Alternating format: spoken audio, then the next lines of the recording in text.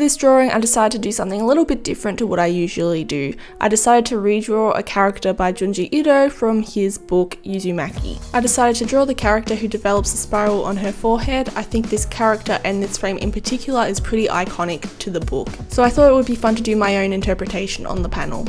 Originally I was going to do a realism piece, but as I was drawing up my concept, I decided doing it more stylized would help me keep that feel of the creepy darkness that this panel has. By doing this, I was able to push the expression and keep a more sinister feeling to this piece, while also having a look at how Junji Ito draws his creepy characters and being able to reinterpret that more into my own style rather than trying to do something hyper-realistic.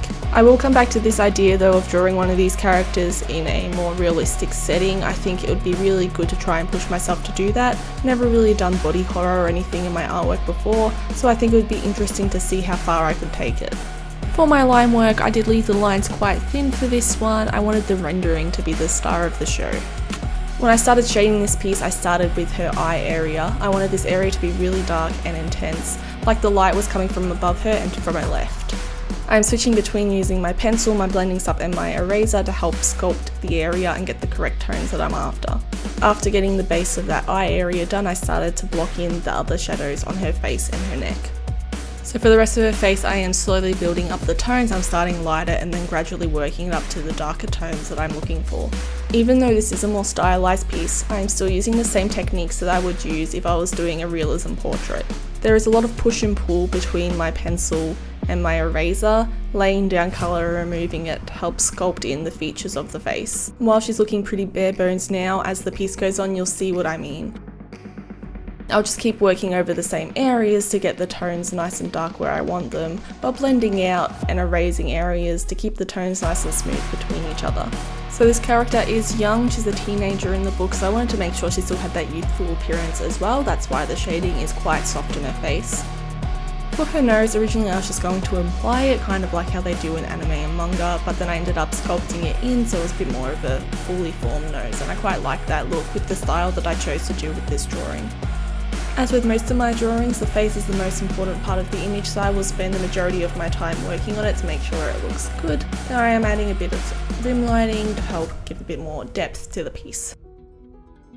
One thing I always put off when I'm drawing is the hair.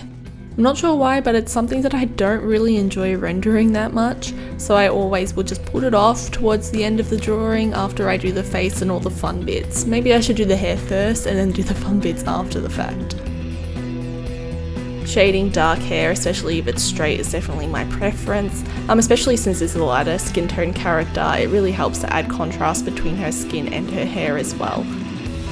I do tend to go a bit overboard with the hair highlights. I do tone them down after I finish the majority of the texturing. It took me a while to decide how I was going to approach the eye. Obviously the spiral was going to be there, but how I was going to shape that and texture it was a different story. I was debating whether or not I should push the realism there to make it quite creepy and grotesque. However, I had such a small space to work with. In the end, I decided to just shade the different layers of the spiral to give it that sense of depth rather than texturing it. I think that approach gives a nice break for the eye between the quite dark textured hair to the light smooth face as well. I left the rendering of the eye to the end of the piece. As it's such a large focal point for this drawing, I wanted to make sure I got it right. If there was anywhere in this drawing that I wanted to be realistic, it would be the eye.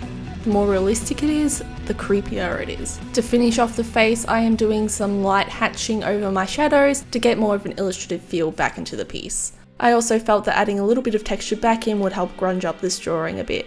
The highlights are something that I leave to the very end of the drawing as well. I think it really brings everything together and helps finish off the piece.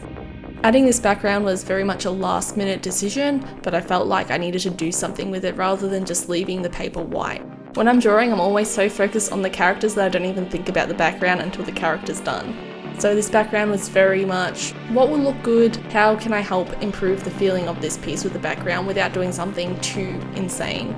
So I came up with the idea of doing this dark to light gradient, leaving this light halo around her. I didn't want it to be dark right up to her since her hair's so dark. I wanted that definition between the character and the background. To get the smooth gradient that I wanted, it did take quite a while, but I'm glad that I did it. I think it really adds something to the piece.